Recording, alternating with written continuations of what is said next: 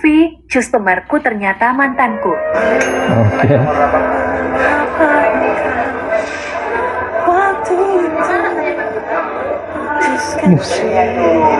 Jutek amat.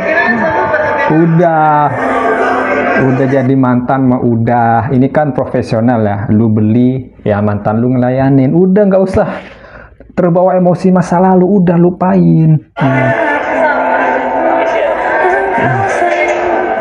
Ingin bertemu dan memulai jalin cinta, mau dikatakan apa lagi kita. Siapa yang pernah kayak gini ya?